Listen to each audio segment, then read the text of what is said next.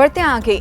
मनुष्य के जीवन में जितना महत्व भोजन, कपड़े, हवा और पानी का है, उससे कहीं ज्यादा महत्व शिक्षा का है। इसलिए हमेशा से ही यही कहा जाता है कि शिक्षा का मानव जीवन में बहुत ही ज्यादा महत्व है।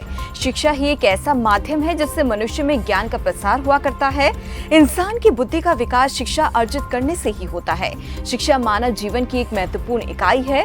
जीवन में सफलता हासिल करने और कुछ अलग करने के लिए शिक्षा सभी के लिए एक बहुत महत्वपूर्ण साधन है। ये हमें जीवन के कठिन समय में चुनौतियों से सामना करने में सहायता करती है। शहरों में शिक्षा प्राप्त कर पाना आसान है, लेकिन आज के समय में ये समझना बहुत मुश्किल हो गया है कि हम कौन सी फील्ड में अपना भविष्य संवार सकते हैं। आज हम आपके सपनों को साकार करने के लिए, आकार देने के लिए बताएंगे कि कैसे आप अपने परों को मजबूत कर आसमान में एक लंबी उड़ान भर सकते हैं। और इसी पर अब ज्यादा बातचीत के लिए हमारे साथ शिक्षक जुड़ गए हैं। सुब्रत टंगोरिया हमारे साथ जुड़े हैं। सर, बहुत बहुत स्वागत है खबर फास्ट पर आपका।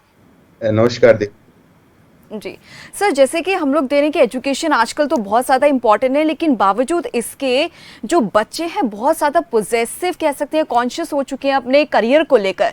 तो इसके पीछे आपको क्या लगता है रीज़न हो सकता है?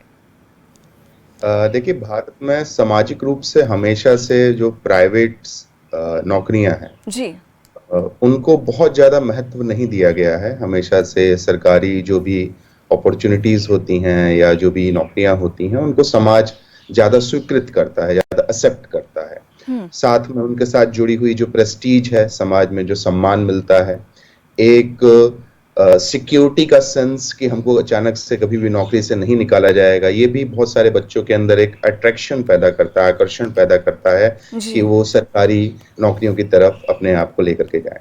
लेकिन मेरा सुझाव ये है कि आप कोई भी फील्ड चुनें, अगर आप उसमें अच्छा करते हैं तो आप सुरक्षित हैं और आप समाज में उतना ही सम्मान पाएंगे जितना कि आप सरकारी नौकरियों में पाते हैं। जी सर, जैसे कि अभी आपने बताया कि सिक्योरिटी एक सबसे बड़ा मेन रीज़न है, लेकिन आजकल हम बच्चों में ये भी देखते हैं कि जो भी गवर्नमेंट जॉब करते हैं, हम लोग सभी बच्चों को टारगेट नहीं कर रहे हैं, बट स्टिल अगर जितने भी बच्चे गवर्नमेंट जॉब कर रहे हैं तो वो कहीं ना कहीं मेंटली भी परेशान रहते हैं, क्योंकि उन्हें उस तरीके का काम नहीं मिलता जिस तरीके का वो एक्सपेक्ट करते हैं या जिस काम को वो परस्यू करना चाहते हैं आगे। देखिए, ये हर एक बच्चे के लिए चैलेंजिंग होता है, क्योंकि हमारी जो एजुकेशन पॉलिसी है वो बहुत हद तक इन लाइन नहीं है, हमको प्रिपेयर नहीं कर पाती है हमारे जॉब्स के लिए, हमारे वर्क कल्चर के लिए। तो थोड़ा सा एजुकेशन में भी रिफॉर्म्स की जरूरत है, जिससे कि वो बच्चों को प्रिपेयर करें कि उनको फ्यूचर में किस तरह की एक्सपेक्टेड वर्क करना होगा। और एक चीज और मैंने देखी है, अर्बन एरियाज के जो बच्चे हैं, जब वो सरकारी नौकरी में जाते हैं, कई बार ग्रामीण जगहों पे उनकी पोस्टिंग होती है और वो एक्सपेक्ट नहीं करते हैं कि भाई हम तो अच्छे शहर में रह रहे थे, हमारे पास तो सारी सिविक एमिनिटीज थी, लेकिन अचानक से हम ऐसी जगह पे पोस्टेड हो गए हैं जहाँ पे हमको कुछ भी नहीं मिल रहा है। तो थोड़ा सा ये अनएक्सपेक्टेड होता है।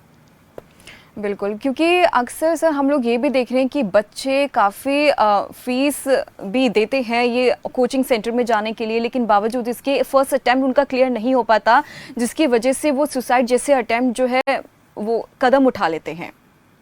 तो प्रेशर जो है सोसाइटी का सबसे ज़्यादा खासतौर पर हम कह सकते हैं कि पेरेंट्स की तरफ से भी रहता है। दीपाली जी, देखिए, भारत की जनसंख्या बहुत ज्यादा है और साथ ही साथ अभी नौकरियां उतनी है नहीं। तो ये कंपटीशन जो भारत के समाज में है, ये हमेशा रहेगा। अब ये परिवार के जो सदस्य हैं, जो पेरेंट्स हैं, उनकी एक बहुत बड़ी जिम्मेदारी है अपने बच्चों के प्रति कि वो उनको एक विश्वास दिलाएं कि बेटा, अगर आप कभी असफल भी हो जाते हैं तो भी आप हमारे लिए हमारे पुत्र हैं, हमारी पुत्री हैं, उससे कोई प्रभाव नहीं पड़ेगा। और एक फैमिली सपोर्ट सिस्टम अगर मजबूत होगा तो बच्चे इस तरह के एक्सट्रीम कदम नहीं उठाएंगे। साथ में जो भी बच्चे देख रहे हैं उनको मैं बताना चाहूंगा कि ये एक एग्जामिनेशन है, अगर आप फेल हो भी जाते हैं तो क्या, जीवन खत्म नहीं हुआ है। आप दोबारा उठिए, खुद के हौसलों को फिर से बुलंद करिए और एक बार दोबारा ट्राई करिए। बिल्कुल, बहुत अच्छे टिप आपने दिए सर कि कभी भी हमें हार नहीं माननी चाहिए, क्विट नहीं करना चाहिए, क्योंकि इससे हम देखते हैं कि आगे हम और चीज़ों को एक्सप्लोर कर सकते हैं अब हम अपनी लाइफ में। चलिए सर, बहुत बहुत धन्यवाद अपना समय देने के लिए, हमारे साथ जुड़ने के लिए, बातचीत करने के लिए। तो ये थे हमारे साथ जो कि टीचर हैं सुब्रत टंगोरिया, जो कि उन्होंने बताया कि किस तरीके से हमें अपने करियर को आगे परस्यू करना चाहिए। हर एक क्षेत्र में हम कह सकते हैं हमें अपना हाथ आजमाना चाहिए, ताकि हमें ये पता चल सके कि हम किस में सबसे ज़्यादा बच्चे हैं, कभी भी हार नहीं माननी चाहिए। लगातार खबरसाज भी अभी आप सभी टीचर से और बच्चों से यही अपील करता है कि कोई भी अगर एग्जाम में अगर आप फेल होते हैं, किसी भी जगह आप फेल होते हैं, तो कभी भी हार ना माने और आगे यूं ही बढ़ते रहे। चलिए फिलहाल के लिए मेरे साथ इस बुलेटिन में बस